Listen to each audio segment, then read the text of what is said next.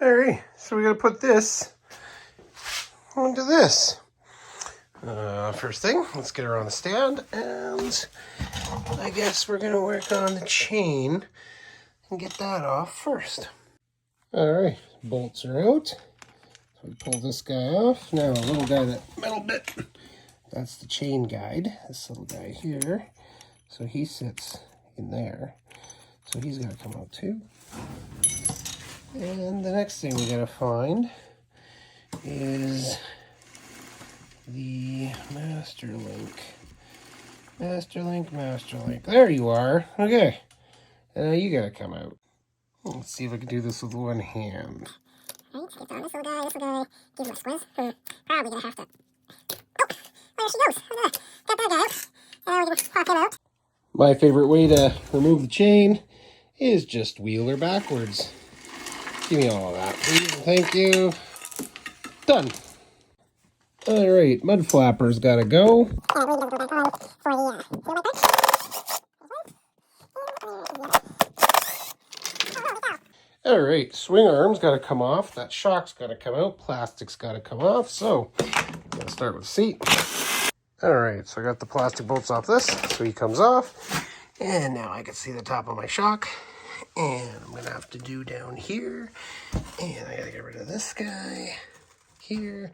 And the bolt bit's back there and on the other side. Well, before I get too deep, this guy's got to come off. See if I can one-hand this. It's a big spring. Nope.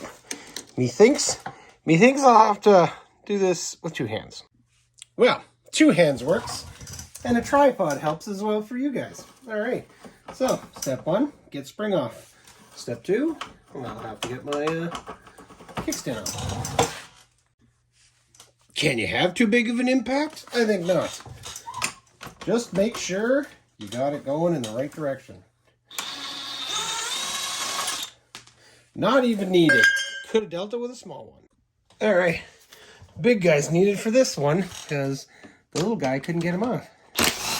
And that did her like butter. Nicely done. So the bolt that was in here is this guy. And to get him out, I just used this and a little rubber mallet and punched that guy through. Knocked this out the other side. There's a wire back there that you see right here. I just had to wedge that guy down so that he could pop out the other side. Now, my understanding is exhaust has to come off because you got your nitrogen bottle right here and the exhaust pipe is right here. So clamp is over here. You got a bolt here, bolt here. So it shouldn't be much. And then this guy slides off. Give us a bit of room. And worst case, just got to loosen this and maybe a little bit of space here. But I think once it drops down, when I get all that off, we should be good. So both hold this on. We got 12 right here, 10 and 10. So let's get a clamp on that. Oh, now loose. Again, so 10. 1, 2, 3. How tight is she? Oh, we got love.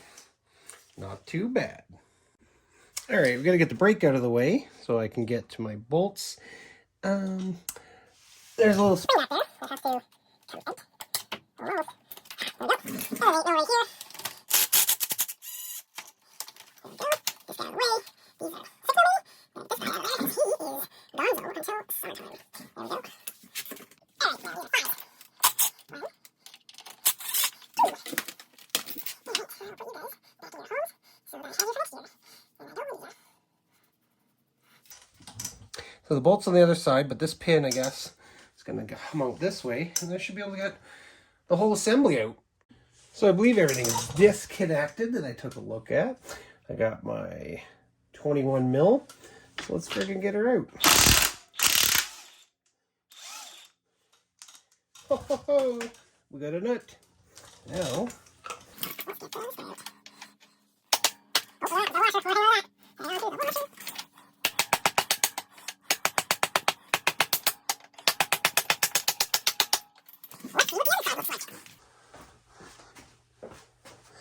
all right, well, that's not too bad. There is a bit of rusty goop there, isn't there? Can I have that, please? Oh, there we go. We got her out. Now, let's see. Did I do it right? Oh, no, I did not. There is another linkage on the bottom. Well, he is a 17 mil. Let's give him a whack.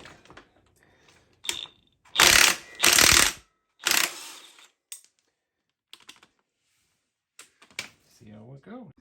Well, here's something to let you guys know. So that I just undid, that attaches to the chain guard here.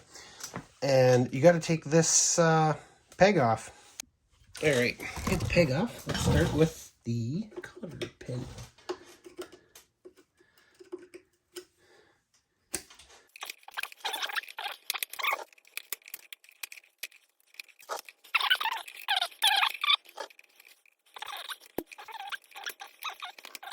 Okay, now the fun part is that fucking spring. I'm going to use 2 hands, so I will back you guys up a lot here. Oh, maybe it won't let me. There we go. Let's give it some space, because that is a pain in the dick.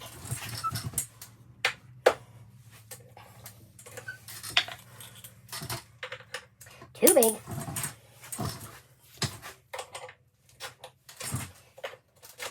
Okay. So if you use a screwdriver to go through, it takes a bit of the tension off. I still, actually took all the tension off. Yay for that. Okay, now I gotta get this fucker off. So it looks like a 10 and a 12. Alright, so let's start with our 10. Another 12. She's bigger. 14.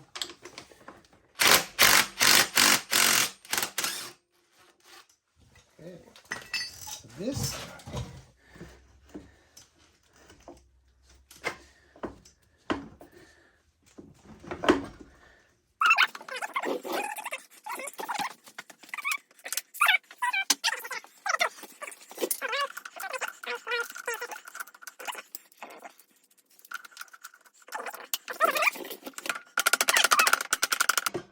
ta-da! Alright. It didn't fall out. Don't see anything fall out. We should be golden now. Oh, look at that. This is the first. Hey, give me my goddamn wheel. Shock. Got caught on the wheel. Alright. Let's have a look. What do we got? So I saw this trick I'm stealing from a guy. So there's a bearing shaft in here, and there's the needle bearings, and there's these little cups that are there. And as you saw, I had the shaft fall out. So just take some zap straps, just run it through, just so you don't lose your cups. And then when I'm ready to work on my bearings, which I'll need to get repacked, cleaned up this winter, I just clip them. Another piece has got to come out. Got the little chain roller, the upper one. Now, should move. Let's see. That's better. Okay. And save till next year. Remember, kids, follow the instructions. So there's these spacers in the kit. As you can see, they all have different numbers. And you need to check the install sheet. That's the example. You gotta go look online, because they all have little numbers and they all go in specific spots. Like these are the ones for my strut for the top there, and they go in here. And then we need to use our little O-rings and some grease and get them sorted out. So in order to pay attention and do it right, I'm gonna have to not film this part. So figuring out that install kit was a little bit weird. You get extra bushings, which I wasn't sure about. And then I read the kit and it says that if you have extras, they're not used in the Aero Riot, which I have. So got my bushings added, inner outer. There is no outer one on this side, which it says not applicable. It's good. But there is a spacer that you have to add to your sprocket. So I will have to take that off and put the spacer behind it to line it up with this guy. All right, the hardest part of the install so far is being by yourself and lining up this track with in here, trying to get that bolt because the suspension wants to drop the subframe. So I got the first one in. Now I get to knock her all the way through. Judicious use of the rubber mallet has got the bolt somewhat through. Now I gotta finish it. So my bike is 450XC, which means the cross country, which means it comes with the kickstand. Unfortunately, the kickstand has a piece here that the kit, there's going to be an issue with the track. Modification will be necessary, which means I'm going to have to price out this bracket, or I can just look for a KX450 right side or left side bracket that doesn't have this. All right, next step.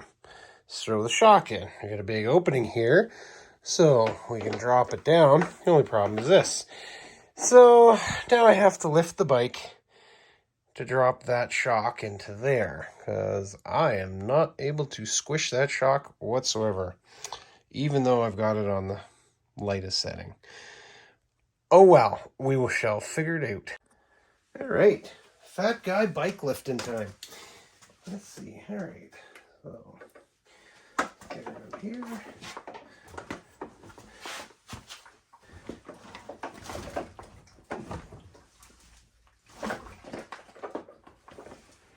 There we go. She's in. And the shock is in. Just install the 2 bolts underneath from under bottom. Alright, so my next step, I got my strut installed. Got to get this brake lever out of the way so I can work on down here. So I'm going to have to run it up through there and figure out a routing scheme. Alright, so the way I ran it is on the opposite side. The exhaust will be on this side, so cable's right here. Goes up, the plastics will cover this underneath the fuel tank. And it actually has enough space to come out of the fuel tank there, so I don't have to take it all apart and run it up by the rads and stuff. And likely you're going to come over the top and replace this one here. So see how much slack I got. Alright, so I routed it, and I have enough slack, I believe, right here. And it runs up underneath the tank. And I popped it out on this side of the tank so I can run it underneath. This is the furthest lock that way, so it appears I got enough so I can rip around, and she's good to go. Alright, so I got the exhaust on. Everything's clear. The only issue I had was this bag being up front. It's so wide that you can see where the exhaust goes over top, and it would hit it when it would go under compression since I don't have a fixed strut. The fuel tank, because it's narrower, is actually, so it'll clear, so you can see it goes under, but I can put it over here. I'll just have to make a bracket. All right, don't be like me and install, or you're working on the chain and you haven't taken your sprocket off yet, because now it just turns over the engine, actually spins through the recluse clutch. So I'm going to have to rig up a chain brake to stop this from spinning when I'm trying to take off this nut. I'm going to use this guy to keep him from turning, and I'll get the brake locked up, and I should be able to hit it with the impact. Alright, so I've run my chain over the top and over the back. Time to lock up the brake and give that a whack. So, sorry, forgot to film it. Worked nice. I just had to hit it with the impact because it worked. I used my brake lever holder. What was interesting though is if I tried to do it slow with the breaker bar, it would still spin through the brake. But hitting it with the impact, she came off. Okay, so sprocket off. The instructions state I got to put a spacer, and that moves it out just a little bit to line up with this sprocket vise, the stock. Apparently that's because the O-ring chain is a little bit wider. There we go. So that should line up. We shall see. We shall see. All right, before installing chain, got to loosen these bolts. Right here, already kind of loose. Make sure they're nice and loose. And we're going to have to adjust the slack on the chain. Yeah, those are good and loose. Okay, next thing you gotta do is there's the chain adjuster, which pushes on here, and they want you to loosen it. So it's a 10, and then the jam nut is a 13. So you just loosen him out, so you get lots of slack right there. And it only goes so far because then it hits this. Even though it looks like there's a lot of adjustment here, but I'm not 100% sure how you'd ever use all that adjustment. But if you go like this, does it push it? I wonder. Oh, it does. Pushes the whole, everything like that. Cool. All right. Next up, we're gonna route the chain. And let's see if she fits. Oh, look at that. She fits.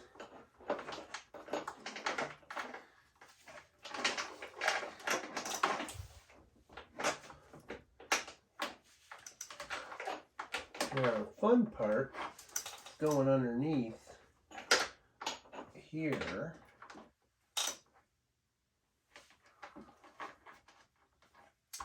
Which is going to take some fiddling. Alright, so with a bit of fiddling, I got the chain through. It's just a bit of a pain in the butt. So, master link time. So the nice thing with the master link they give you, it is an O-ring chain, so you got to make sure you got your O-rings. But they have lubed the crap out of it. You can see there, which should make it nice and sticky to put on. Let's see. Oh, I gotta...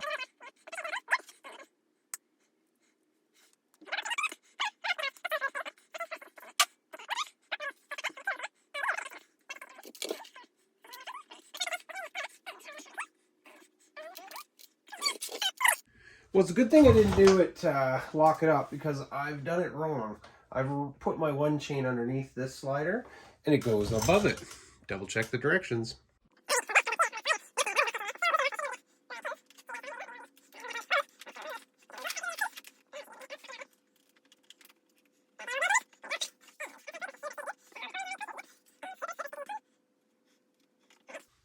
So, let me try getting this locked in again, now that I've got it in the right spot. Okay, so, chain's on, we got the link done. Now, it's a 1 inch, basically like this. Oh, that's too much. So now it's tightening the tension.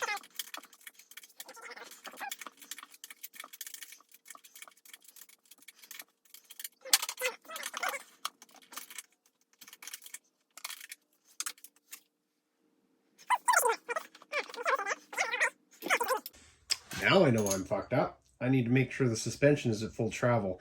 So I have to get this off the ground. So I got a little bit of finagling.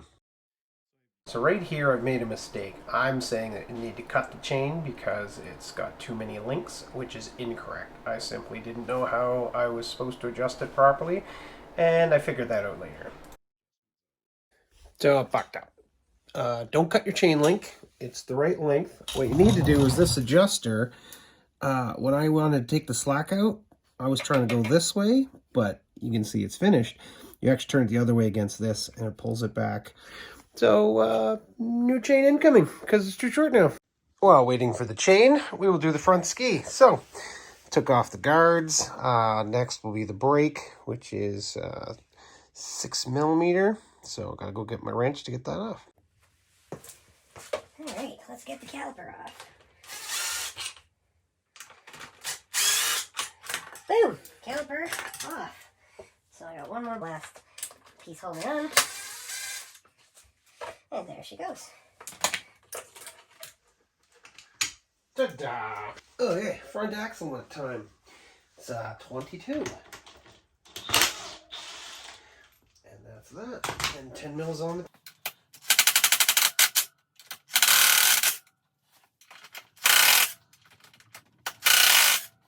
Alright, now this guy's got to get a little tappy tap tap.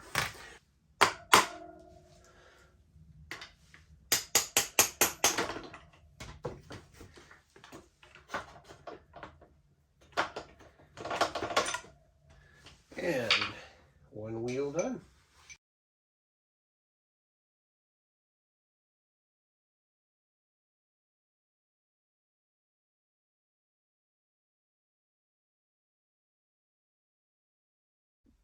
Alright, okay, so first things first. This push goes like this with these guys, as low as they'll go. One on each side. There's a bevel that doesn't matter which side you put it on. The bevel, there's this brake piece. That's what he's for. Plastic spacer. Slide him down as far as he'll go, it says. Come on now, give me some love. There we go.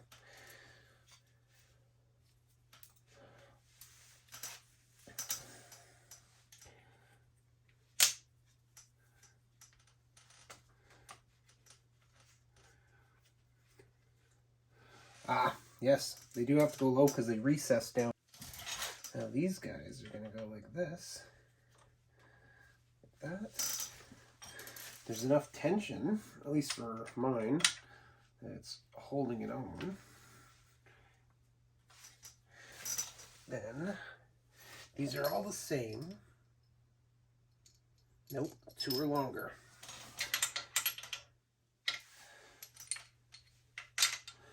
Let me double check which one goes where. Alright, so you get two 3-inch bolts. They go into the back with this guy.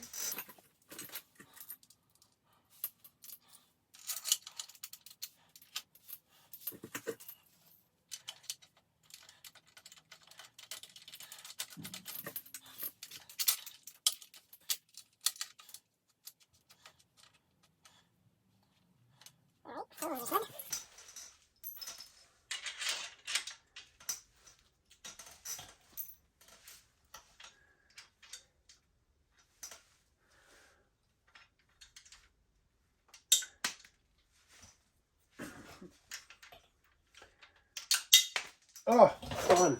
Old man fingers.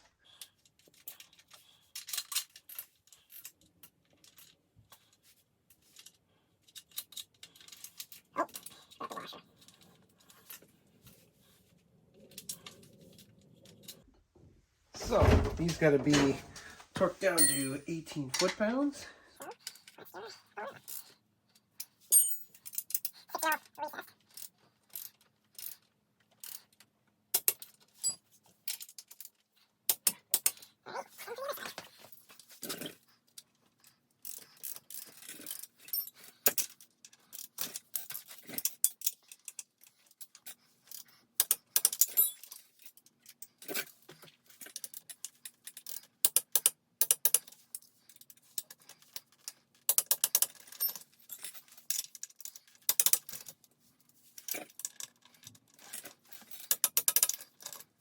There. Now I gotta tighten the spindle nut. Alright, so I lost my video, but basically the ski goes on real easy. Lube up your bolt, slide her through, torque it down to the specs. Then I threw my guards on. You gotta cut them. I cut a little too far. Oops. Oh well, not a big deal. They're there. And when I get my chain, since I fucked up my chain and cut it too short, I'll do that and I'll show it. And then obviously, because I have a KX450X, so it has a kickstand, this is obviously not going to work because it's going to hit the track. So I got to order a 450 normal motocross style left bracket. And then I can put this piece back on. So more to come later.